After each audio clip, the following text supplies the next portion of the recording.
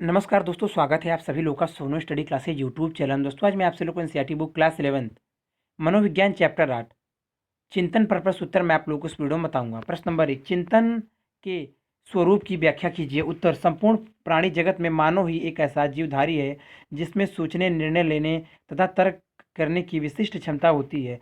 चिंतन प्रतीकात्मक स्वरूप की विचारात्मक प्रक्रिया होती है जो सभी संज्ञानात्मक गतिविधियों या प्रतिक्रियाओं का आधार होता है। चिंतन में वातावरण से प्राप्त सूचनाओं का प्रहसन एवं विश्लेषण सम्मिलित होती है। किसी शिल्पकार की कृति को सामने पाकर कोई व्यक्ति उसके रंग, रूप, स्वरूप, चमक और चिकनापन के अतिरिक्त कला में सन्निहित भाव एवं उद्देश्य को भी समझना चाहता है। कला के संबंध में मनन करने के उपरांत उस व्यक्ति के ज्ञान में वृद्धि होती है।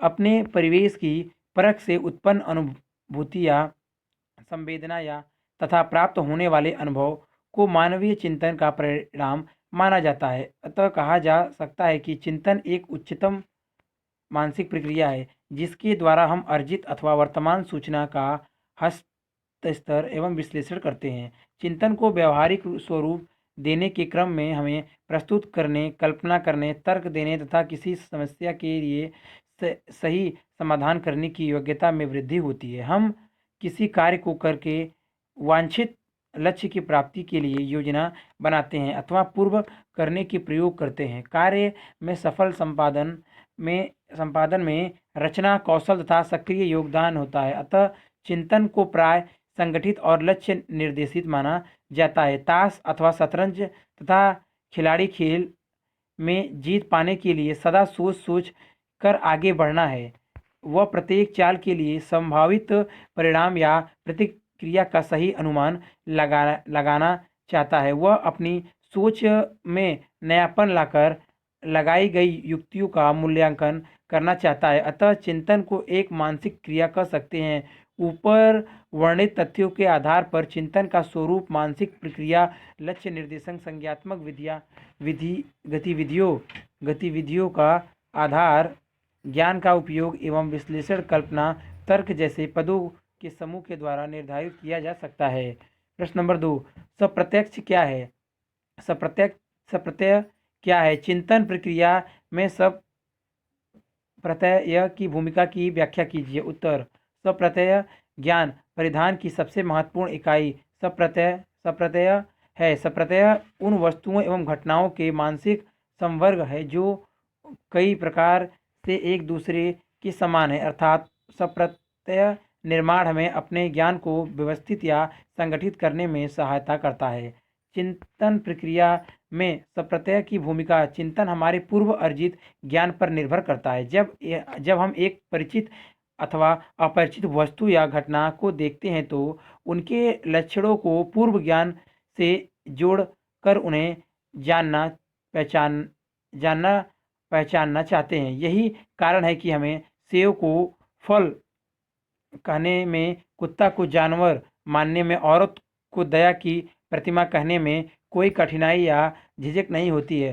सप्रत्यय एक संवर्ग का मानक चित्रण है। यह एक समान या उभयनिष्ठ विशेषता रखने वाली वस्तु, विचार या घटना को वर्गीकृत करने में हमारी मदद करता है। सप्रत्यय के कारण व्यवस्थित एवं संगठित ज्ञान के द्वारा हम अपने ज्ञान का उपयोग ऐच्छिक तौर पर करके कम समय और प्रयास के बल पर अच्छे परिणाम पा लेते हैं। छिपे सामानों को खोजने में सप्रत्यय हमारी मदद करता है। सप्रत्यय में सहयोग से हम अपने ज्ञान और अनुभव को अधिक उपयोगी और दक्ष बना पाते हैं। सप्रत्यय का निर्माण हमें श्रम और समय संबंधित सुविधा प्रदान करता है। अतः चिंतन प्रक्रिया में संप्रदाय की भूमिका सहयोगी, मित्र तथा तकनीकी संसाधनों के अनुरूप होती है जो श्रम, ज्ञान, प्रयास तथा समय संबंधित प्रतिक्रियाओं में अपनी उत्कृष्ट अवस्था जैसे गुणों के कारण जिज्ञासु समस्याओं का सही समाधान कम समय में उपलब्ध करा देता है। प्रश्न नंबर 3, समस्या समाधान की बाधाओं की पहचान कीजिए अथवा समस्या समाधान से क्या तात्पर्य है, इसके अवरोधों को वर्णन करें। उत्तर, कोई व्यक्ति समस्या समाधान के लिए समस्या की पहचान के साथ साथ लक्ष्य, कार्यविधि एवं निरीक्षण को भी महत्व देता है। यह भी ज्ञात है कि मानसिक विन्यास को ही समस्या समाधान की सर्वोत्तम प्रवृत्ति मानता है, लेकिन कभी कभी यह प्रवृत्ति मानसिक सुदृढ़ता को जिद के रूप में बदलकर नए नियमों या युक्तियों के पता लगाने का अवसर ही नहीं देता है। जैसे 5 कलमों का मूल्य 20 रुपये जानकर एक कलम का मूल्य जानने के लिए 20 में 5 से भाग देकर उसका पता लगाता है, किंतु जब उसे कहा जाता है कि 5 मजदूर एक गड्ढा को 20 दिनों में खोद सकते हैं तो एक मजदूर को गड्ढा खोदने में कितना समय लगेगा। उत्तर के लिए यदि पुनः 2015 की क्रिया करके तो 4 दिन के रूप में परिणाम मिलेगा, जो बिल्कुल अस्वाभाविक है। इस तरह ज्ञात नियमों में आवश्यक संशोधन किए बिना प्रयोग में लाना गलत परिणाम का कारण बन जाता है। अर्थात किसी पूर्व ज्ञान के प्रयोग संबंधित हठ धर्मिता समस्या समाधान में अवरोधक सिद्ध होता है। समस्या समाधान में कार्य कार्यात्मक कार्यात्मक स्थिरता को अपनाने वाला समाधान प्राप्त करने में विफल हो जाता है। रेडियो बजाने की विधि का प्रयोग यदि हारमोनिया बजाने में किया जाएगा तो पूर्व अर्जित ज्ञान समाधान पाने में विफल रह जाएगा। किसी विशिष्ट समस्या के समाधान करने में कुशल व्यक्ति भी अभिप्रेरणा के अभाव में अपनी दक्षता एवं योग्यता का सही लाभ उठा नहीं पाता है। कभी ऐसा भी होता होगा, काम प्रारंभ करने के तुरंत बाद ही कर्ता अपने को असहाय मानकर काम करना छोड़ देता है। यह संदिग्ध सोच समस्या समाधान का बाधक बन जाता है। सारांशत माना जा सकता है कि समस्या समाधान के लिए मानसिक विन्यास, कार्यात्मक स्थिरता, अधिप्रेरणा का अभाव तथा सुदृढ़ता प्रमुख अवरोधक माने जाते हैं। कोई भी कर्ता समस्या समाधान के क्रम में उचित परिणाम का अभाव पाते ही अवरोध के रूप में प्रयुक्त साधनों या विधियों को अवरोध मान लेता है। अतः समस्या समाधान के दो प्रमुख अवरोध के रूप में मानसिक विन्यास तथा अभिप्रेरणा का अभाव अपनी पहचान गलत परिणाम के कारण पहचान लिए जाते हैं। प्रश्न नंबर 4, समस्या समाधान में तर्कना किस प्रकार सहायक होती है। उत्तर, किसी के घर के आग की लपेटों को देखकर बहू का जलाया जाना सदा सत्य नहीं होता है। आग की लपेटें कई कारणों से देखी जा सकती है, बहू का जलाया जाना मात्र एक अनुमान है। जब हम यह जान लेते हैं कि उस घर में कोई बहू है ही नहीं तो अपने अनुमान को वहीं लुप्त कर देते हैं। समस्या के लक्षण के आधार पर अनुमान लगाना और समस्या के सही कारणों का पता लगाना अलग अलग बात है। हम समस्या जानकर तर्क के आधार पर परिणाम पाने का प्रयास करते हैं, जिसमें तर्कना हमारा काफ़ी सहयोग करता है।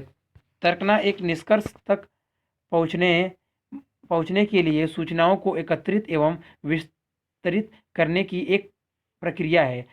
अतः तर्कना के माध्यम में कोई व्यक्ति अपने चिंतन को क्रमबद्ध बताता है और तथा तर्क वितर्क के आधार पर एक निश्चित निष्कर्ष पर पहुंचता है। इस अर्थ में तर्कना समस्या समाधान की एक सफल विधि है। तर्कना के द्वारा ही हम प्राप्त सूचनाओं को सही निष्कर्ष के रूपांतरित कर सकते हैं। तर्कना की शुरुआत पूर्वज्ञान अथवा अनुभव पर आधारित अनुमान से होती है। जो तर्कना एक अभिग्रह या पूर्वाधारण से प्रारंभ होता है, हमें निगमनात्मक तर्कना कहते हैं। कुछ तर्कना विशिष्ट तथ्यों एवं प्रेक्षण पर आधारित होता है, उसे आगमनात्मक तर्कना के रूप में पहचानते हैं। तर्कना हमें क्रमबद्ध अनुमानों पर सोचने समझने का अवसर देता है और सही निष्कर्ष पाने में सहयोग देता है। आग की लपटें देखकर पहला अनुमान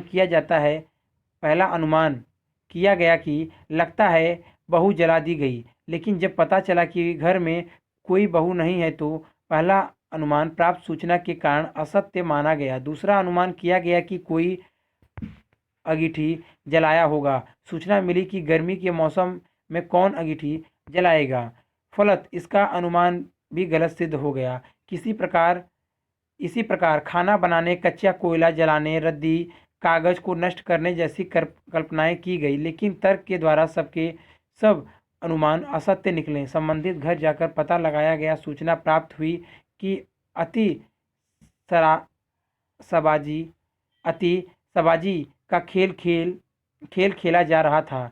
इस प्रकार असंख्य उदाहरण है जो इस बात के साक्षी हैं कि समस्या समाधान के लिए अनुमान को तर्क वितर्क के द्वारा परखने के बाद ही निर्णय लिया जाना चाहिए। काले रंग के कोयला और पूर्वत वर्ण के तर्क का माना जाना कोरी कल्पना भी हो सकती है। यही निष्कर्ष तर्कना के माध्यम से ही संभव होता है। प्रश्न नंबर 5, क्या निर्णय लेना एवं निर्णयता अतः संबंधित प्रक्रियाएं हैं? व्याख्या कीजिए। उत्तर, निर्णय लेना एक निर्णयतः अतः संबंधित प्रक्रियाएं हैं। निर्णय लेने में ज्ञान, जानकारियों तथा उपलब्ध साक्ष्यों के आधार पर निष्कर्ष प्राप्त किया जाता है। धारणा स्थापित किए जाते हैं और संबंधित वस्तुओं और घटनाओं का मूल्यांकन किए जाते हैं। कुछ निर्णय स्वचालित भी होते हैं।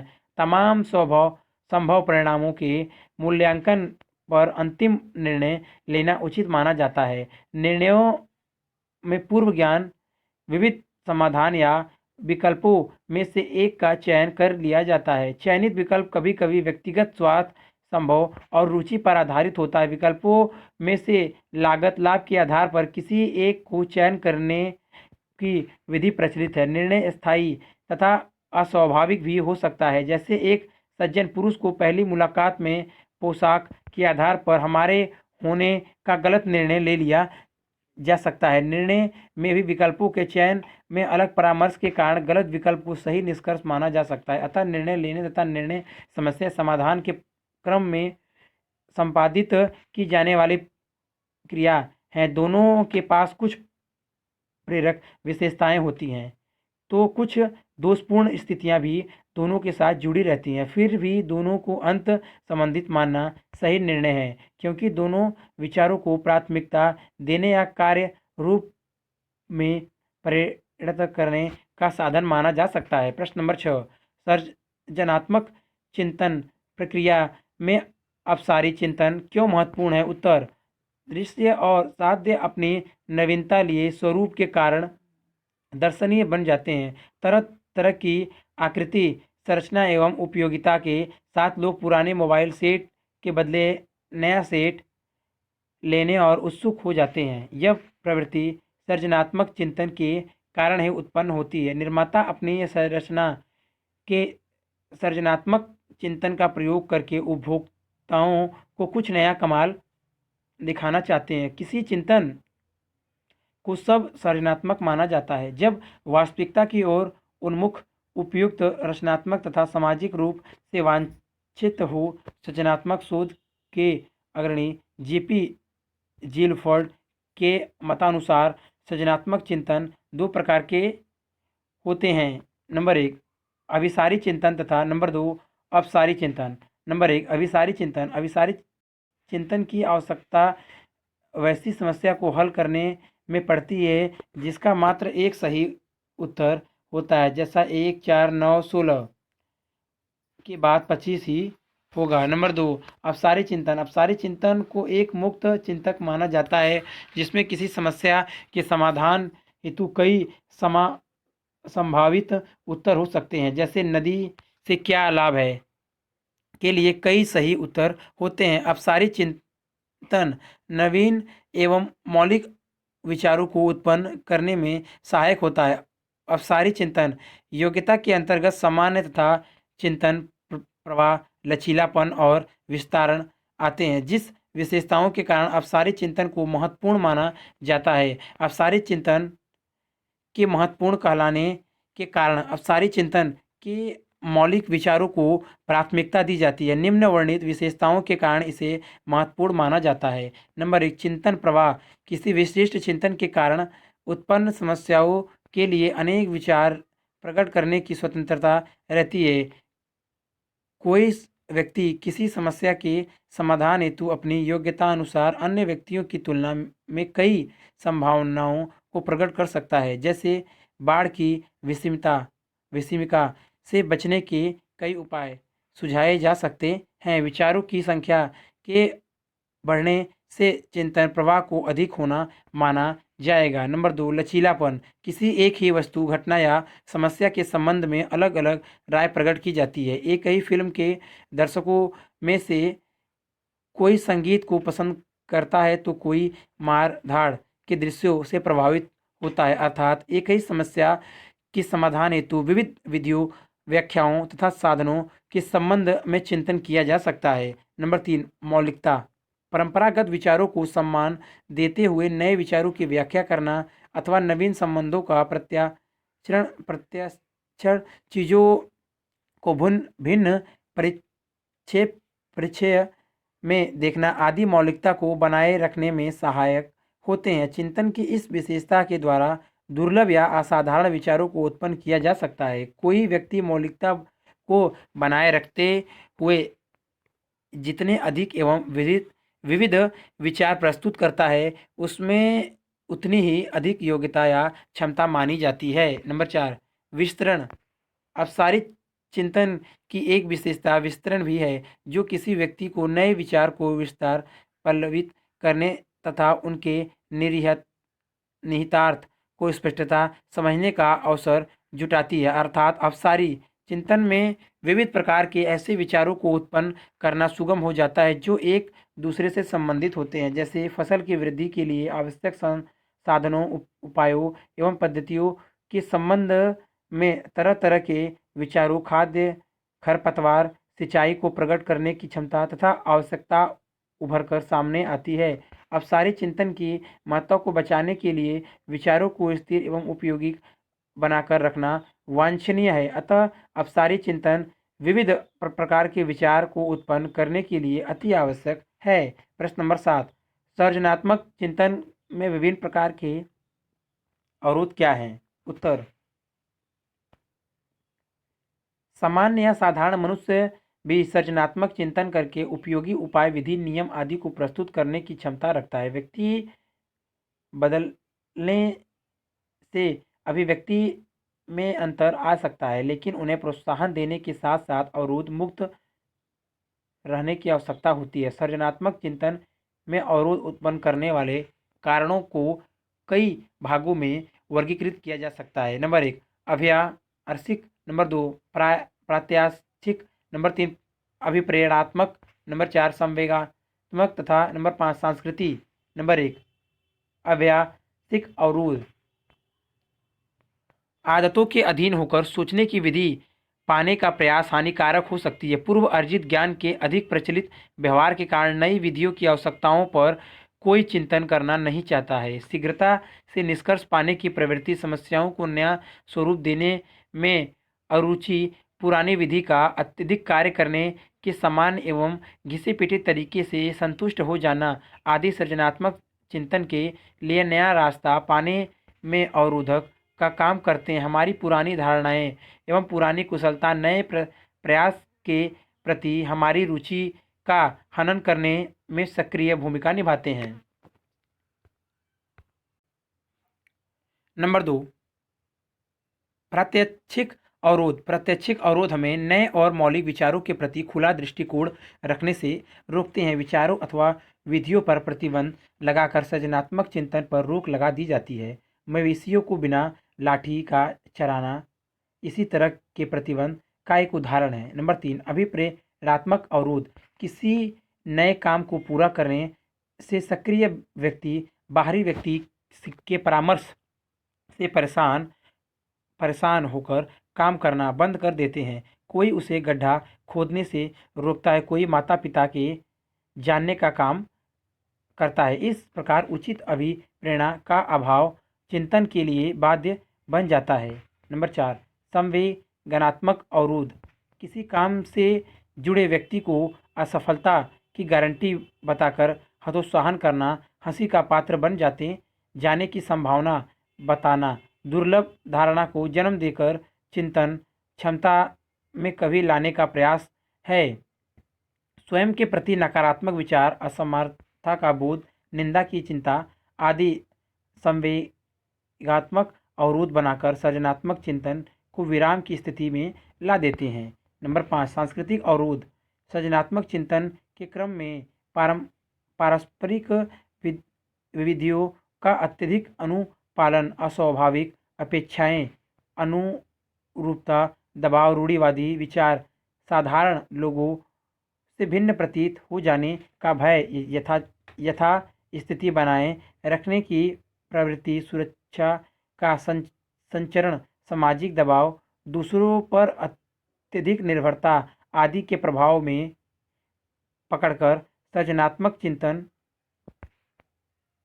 के विमुख हो जाते हैं। अतः सृजनात्मक चिंतन के लिए स्वतंत्रता रूप से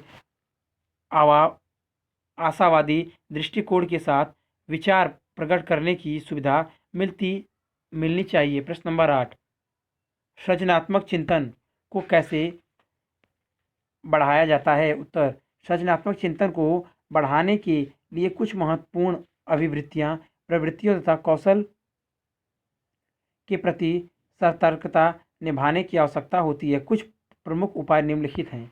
नंबर 1 अपने परिवेश, अनुभूतियों, दृश्यों, ध्वनियों, रचना गुणों के प्रति सदा सतर्कता बरतना चाहिए तथा संवेदनशील बनकर समस्याओं, सूचनाओं, असंगतियों, कमियों, अपूर्णताओं पर जिज्ञासु नज़र रखना चाहिए। नंबर 2 विस्तृत अध्ययन, सूचना संग्रह, आदतों में सुधार, प्रश्नोत्तर विधि से परिस्थितियां तथा वस्तुओं के रहस्य को जानकर अपने चिंतन का विकास किया जा सकता है।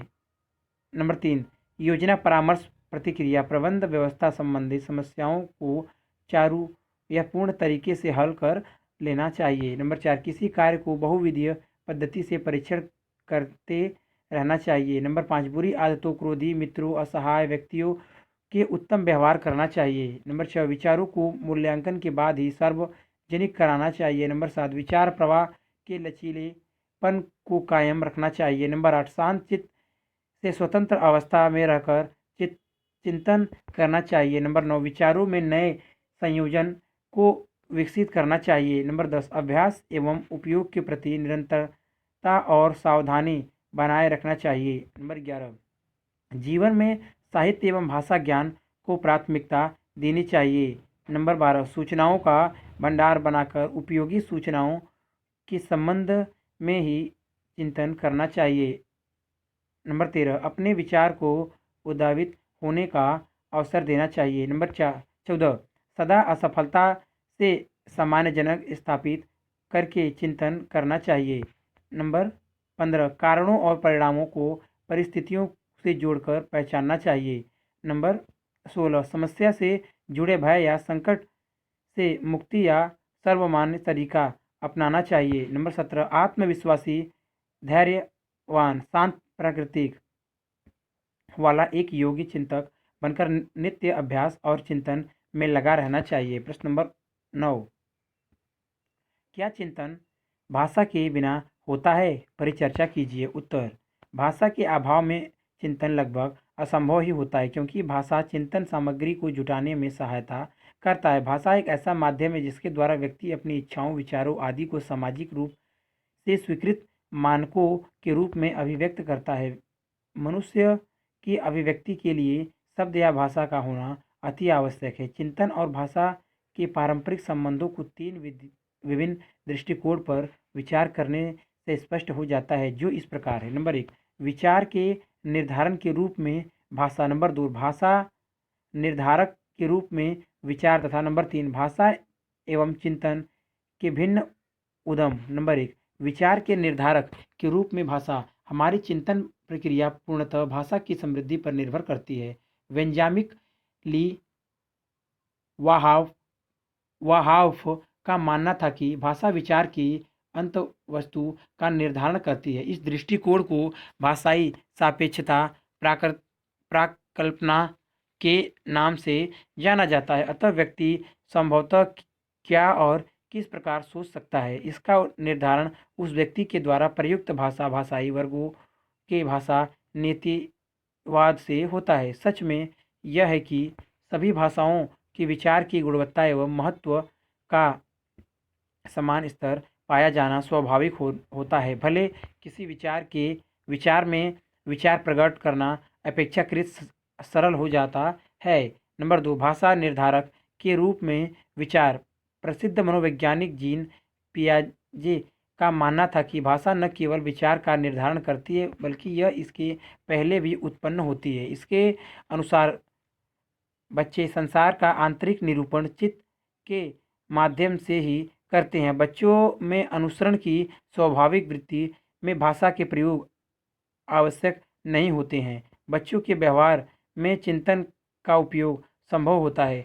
सही है कि चिंतन के संसाधनों में से भाषा भी एक साधन मात्र होता है। पियाजे का मानना था कि बच्चों को भाषा का ज्ञान दिया जा सकता है किंतु ज्ञान का होना भी आवश्यक होता है। भाषा को समझने के लिए विचार, चिंतन आधारभूत एवं आवश्यक कारक तत्व होते हैं। नंबर 3, भाषा एवं चिंतन के भिन्न स्वरूप। नंबर रूसी मनोवैज्ञानिक लेल पाइगोस्की ने बच्चों की प्रकृति पर विशेष ध्यान करने के उपरांत बतलाया था कि लगभग 2 वर्ष की उम्र तक बच्चों में भाषा का विचार का विकास अलग अलग तरीकों पर होता है। इस अवस्था में बच्चों को पूर्ववांछित माना जाता है। बच्चे अपने हाव भाव के द्वारा अपने विचारों को प्रकट किया करते हैं। बच्चे ध्वनि रहित भाषा के माध्यम से अपने विचार को तार्किक रूप से प्रस्तुत करने की क्षमता रखते हैं। जब चिंतन का माध्यम अवांछित होता है तो विचार का उपयोग बिना भाषा के किया जा सकता है। भाषा का उपयोग बिना चिंतन या विचार के तब किया जाता है जब भावना, खुशी, गम, दिल लगी को अभिव्यक्त करना होता है। क्रिया और प्रतिक्रिया एक दूसरे में व्याप्त होती है। इस दशा में विचार एक तार्किक भाषा को उत्पन्न करने में वाचक तथा श्रोता समान रूप से भागीदारी निभाते हैं। अर्थात 2 वर्षों से अधिक उम्र वाले बच्चों में प्रसंगात्मक चिंतन का विकास अत्यधिक भाषा की गुणवत्ता पर निर्भर करता है क्योंकि बड़े बच्चे अपने विचारों को वाणी के माध्यम से व्यक्त करने लगते हैं। अतः विभिन्न आयु वाले व्यक्तियों में भाषा अर्जन करने तथा अपने विचारों को व्यक्त करने का तरीका अलग अलग होता है। भाषा के अभाव में अपनी अनुभूतियों को संप्रेषित करना बहुत ही अस्वाभाविक या कठिन कार्य माना जाता है। दूसरे के विचार को पूर्णतः समझ पाना भी भाषा के माध्यम से ही सरल होता है। बच्चे भाषा की जगत प्रतीकों अथवा इशारों का प्रयोग करना सीख जाते हैं। यही कारण है कि छोटे बच्चे, नवजात शिशु तरह तरह की ध्वनियों के माध्यम से माता पिता को अपनी ओर आकर्षित करते हैं। बच्चों के द्वारा बलाना या छोटे शब्दों का प्रयोग करना स्पष्ट करता है कि वह भाषा ज्ञान की प्राप्ति एवं प्रयोग के लिए बेचैनी महसूस कर रहे हैं। प्रस्तुत परिचर्चा से स्पष्ट हो जाता है कि भाषा और चिंतन जटिल रूप से संबंधित होता है। प्रश्न नंबर 10, मनुष्य में भाषा का अर्जन किस प्रकार होता है? उत्तर, मनुष्य में भाषा अर्जन में प्राकृतिक और परिपोषण का योगदान महत्वपूर्ण होता है। व्यवहारवादी बी.एम. स्किनर के साथ साथ अनेक विद्वानों का मानना है कि साहचर्य, अनुकरण तथा पुनर्बलन को अपनाकर ही भाषा अर्जन का आरंभ किया जा सकता है। सामान्य तौर पर भाषा के अर्जन के लिए भाषा के प्रयुक्त शब्दों के अर्थ जानना, कथन को समझाने की क्षमता बढ़ाना, शब्दावली का निर्माण, वाक्यों की संरचना एवं आश्रय को पहचानना तथा शुद्ध उच्चारण की कला सीखना आदि शामिल है। दूसरे दृष्टिकोण से यह भी माना जा सकता है कि भाषा अर्जन के लिए उत्तम स्वास्थ्य, उचित बुद्धि का विकास, सामाजिक प्रथाओं अथवा नियमों का ज्ञान, आर्थिक दशाएं, समानता, परिवेश, जन्म क्रम, आयु, यौन आदि कारकों पर भी ध्यान रखना अनिवार्य होता है। भाषा अर्जन का आरंभ जन्म कंदन से होता है। इसके बाद विस्फोटक ध्वनियाँ, बलाना, हाव भाव के साथ अस्पष्ट ध्वनि के द्वारा विचार प्रकट करना आदि पाए जाते हैं। शिशुओं की मौन अवस्था के पश्चात 1 वर्ष की उम्र में वह पहला अक्षर बोलता है। 2 वर्ष की उम्र तक भाषा एवं विचार का विकास अलग अलग स्तर पर होता है। भाषा अर्जन में अलग अलग अगल बगल में उत्पन्न ध्वनियों का अनुसरण क्रमिक रूप से वांछित अनुक्रिया के समीप ले आता है। फलत प्रभाव में आने वाला बच्चा सार्थक वाक्य के रूप में भावना को व्यक्त करना सीख लेता है। बड़े होकर मनुष्य कहानी, साहित्य, नाटक, वार्तालाप, पत्र पत्रिकाओं के माध्यम से भाषा संबंधित ज्ञान का अर्जन करता है। किसी विशिष्ट भाषा से संबंधित व्याकरण का ज्ञान, शब्द युग्मों का प्रयोग, पर्यायवाची शब्द, अलंकार आदि को जानकर कोई व्यक्ति भाषा ज्ञान को समृद्ध बनाता है।